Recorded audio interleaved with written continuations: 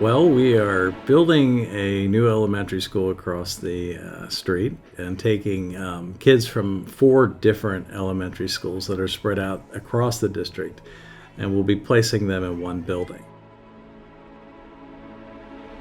If I were the leader for the day and I was thinking about, okay, we're moving to one big school, my motto would be, we are one.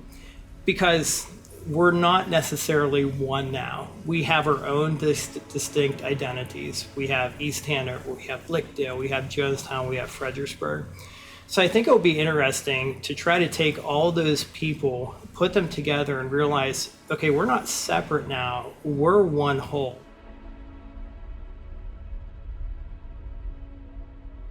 I think it's going to create a more inclusive environment for all of the kids.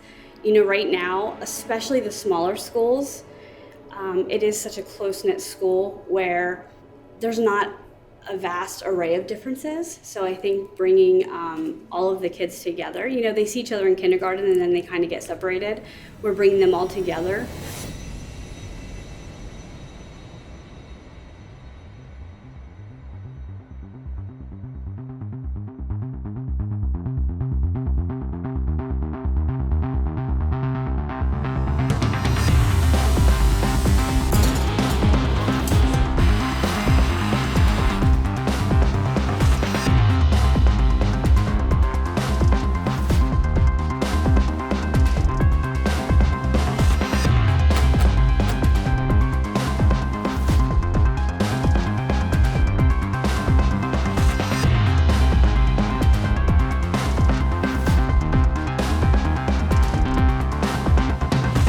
So the first thing that came to mind was, I don't want to teach in a mega school. And when I think of a mega school, I just think of kind of what we're building. Students coming, students leaving, going to be bigger. Number of buses, bigger. Number of parent drop-off, bigger. Number of staff in one building, bigger. Number of administrators in one building, bigger. Like, all of it is bigger.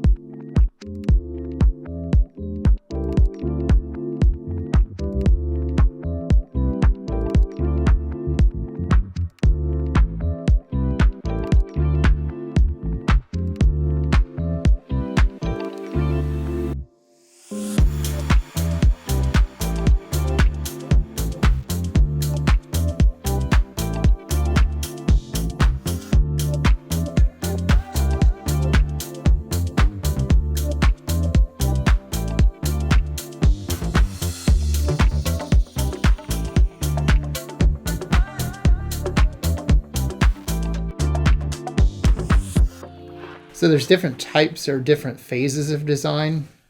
If you think about it like big picture, you have a big picture section of design. Hey, we want the building to roughly be this size, this shape, and we want to be able to house this many teachers and this many students. So that goes in, that goes to the architect. The architect then says, hey, what do you think about this design? Takes that idea.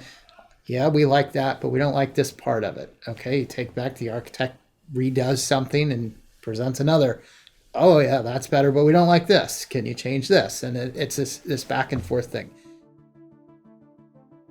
Our 4 elementary buildings that we currently have were originally built in the 50s. There's quite a few things that need renovated, fixed, and even though they've had some renovations, they are just at a point where we would have had to spend a lot of money to get them operational and working correctly, working the way we'd like them to work. And then in addition to that, the population of the district has shifted quite a bit since those elementaries were built.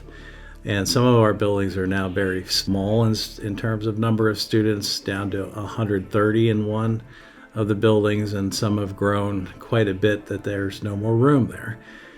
And so to fix both of those problems, the decision was made to build an elementary school. We already owned the property across the street. Now we have the opportunity to have both the middle school, high school, and elementary school all in one central area.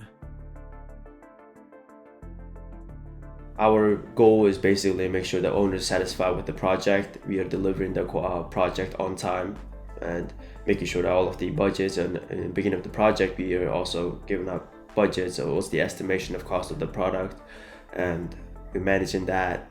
Any of the complications, issues, we give them a technical consultations. Basically, if anything's spec'd out a certain way, and if contractors saying they're not going to do it, then it's our responsibility making sure that is per contract. Is it, if they're required to do it or not? So all kinds of those kind of questions we answer.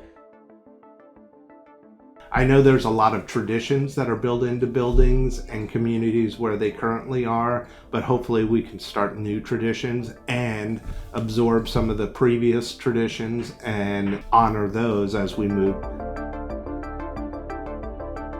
Being the large school that it is, my mentality kind of needs to change in the sense that when you're at a small school, you really become close with all of the teachers, whether it's first grade, second, third, fourth, fifth. However, now when I look at the large population that we'll have, it's more like I might not be as close with the first grade teachers as I might have been here at Fredericksburg. However, it looks like my family, the people that I'll be close to, will be my grade level partners, which again, I can only see as a benefit.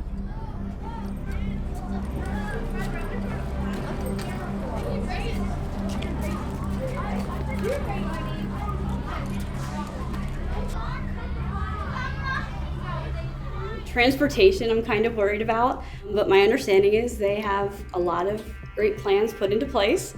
I know they've been working all year around the clock, trying to get plans situated and plan ahead for any unforeseen circumstances. There's always going to be issues. No matter how well you plan for different things are going to happen. So as you come in the front doors, you'll be greeted in the entry area with a bank teller window. Our goal, this is one of the safety features, the goal is as a public person coming to the building, parent dropping off lunch, parent dropping off an iPad, we're going to help you at the window. You're never going to break our security.